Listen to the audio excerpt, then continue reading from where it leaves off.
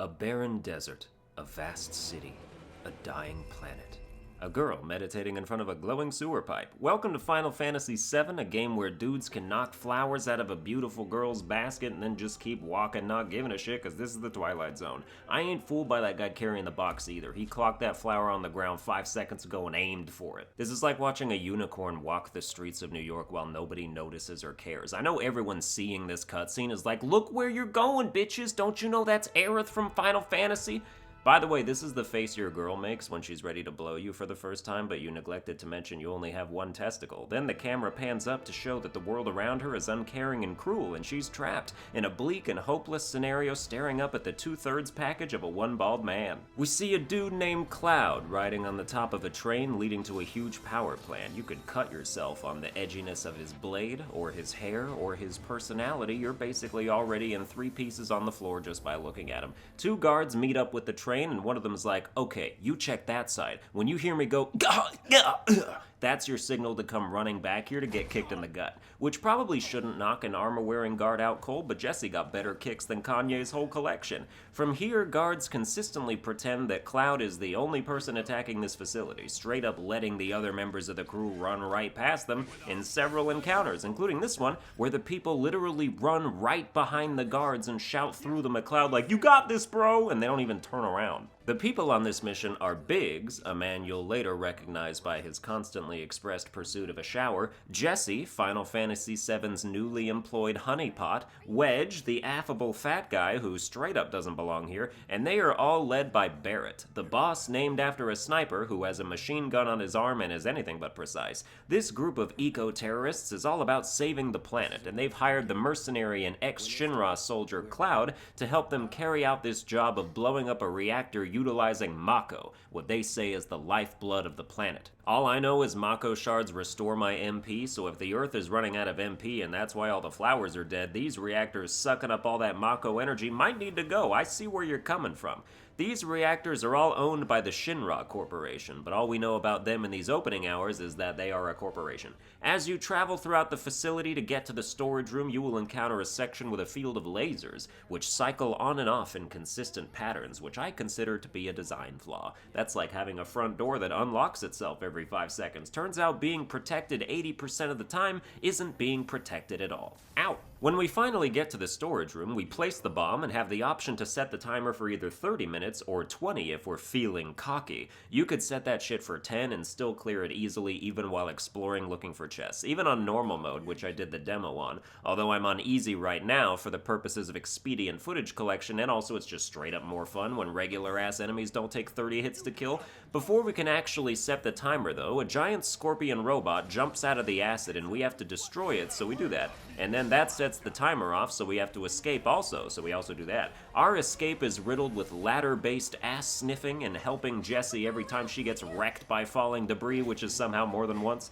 Upon returning to the surface world, we discovered that the bomb Jessie manufactured did a little more damage than she was hoping for, blowing up several residential buildings throughout the sector. But we were also previously shown that the owners of the reactor had exacerbated the radius by instructing their weapon systems to shoot the shit out of the building while it was going off, almost certainly to sully Avalanche's name, the organization the group belongs to, by including collateral damage that wouldn't have otherwise occurred. But nobody in the group knows that, so Jessie's like, "Aw man, I could have sworn I used the right blasting agent so hundreds of innocent civilians wouldn't die. Oh well." Everyone in the group really only seems a little disappointed by their extra body count. Biggs is like, "Well, we knew this could get messy." And then Barrett rips into a king speech of, "Hey, it's okay that a bunch of people died, 'cause I got you!" As you walk through the city, you can see groups of civilians negatively affected by having their apartments blown up, and some of them are in worse ways than others, like this dude is just on the floor by himself moaning and nobody is helping him at all. Cut to me doing this for no reason. What was I talking about? Oh yeah, victims of tragedy. This lady must have fallen from her second-story window and landed directly on her coochie because she is gripping that shit like she just saw Magic Mike in 4K for the first time. As we come upon the station, Cloud is accosted by a flashback, like he's been having several times throughout all this, of a burning building and a man with long silver hair and an even longer sword looking at him with baby doll eyes. He snaps out of it only to find the same man standing right next to him. Whoa! Then he turns around and walks off, and we become instantly intoxicated, just staggering all over the place. No posture, no stability, stumbling after a beautiful man in heat like a horny gay. This culminates in the dude being like, hey, the planet is dying. You feel like fixing that so I can continue to torment you? And Cloud's like, you bastard! And attacks nothing, and the hallucination ends. Later on, I saw this chick looking around, and she's not important. She's just an NPC, but I was stricken by her ugliness and decided to watch her for like 5 minutes. She looks like if Katy Perry had a non-famous sister who worked at a bank or something. She looks like she wasn't pretty enough to be a flight attendant. She looks like she's still involved with the Girl Scouts. She looks like she visits the same bakery every Wednesday and talks about her divorce while she buys an anniversary cake she goes home and eats by herself.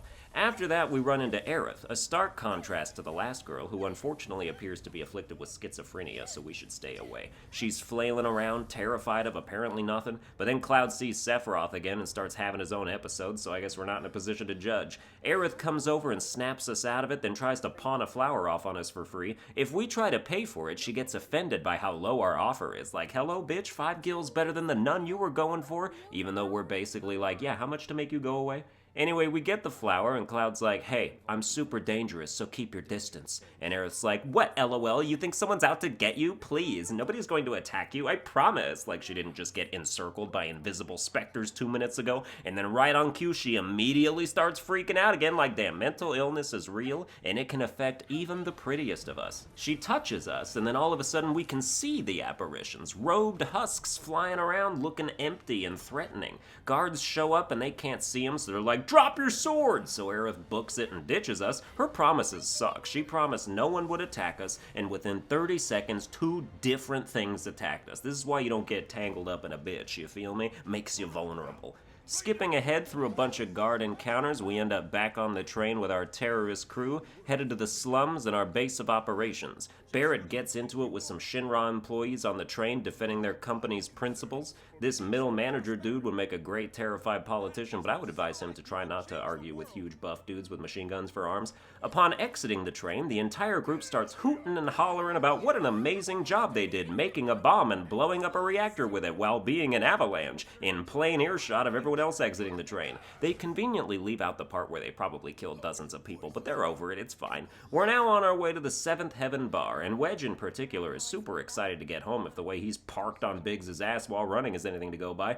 Tifa is sitting on the steps with a little girl who turns out to be Barrett's daughter, and whenever you figure out someone has a kid, you simultaneously figure out that someone made a kid. So now I'm thinking about how Barrett's machine gun hand probably gives new meaning to the phrase finger blasting. But Cloud's here to pick up his goddamn money, and Tifa's like, okay, well, before we get into that, I got you a place to stay for free, so maybe you won't be mad at the fact that I'm only giving you 25% of your payout because we spent most of your fee on setting up the mission we hired you to do. Is that okay? We fall asleep and wake up to some disturbing sounds coming from our new next-door neighbor's apartment, namely the kind of noises you would associate with a particularly large bowel movement after a particularly bad round of Mexican food. We open the door, only to see that we apparently live next door to Sephiroth, LOL, and he attacks us and knocks us over, but then Tifa's like, stop! So we stop, and the vision clears, and it's just some old dude in a robe whose only crime is being a 49ers fan. If you're a 49ers fan, know that I don't watch sports, I just antagonize you for no reason, because it's a solid joke. And that's gonna do it for part 1 of this series. I hope you enjoyed it. I'm gonna be looking at the analytics to see if people like it enough for me to keep it up. So be sure to like the video if you like it, and tell your friends I'm hilarious, and subscribe to the channel for more videos. Follow me on Twitter @SunBurnoutBino, and I'll see you guys next time.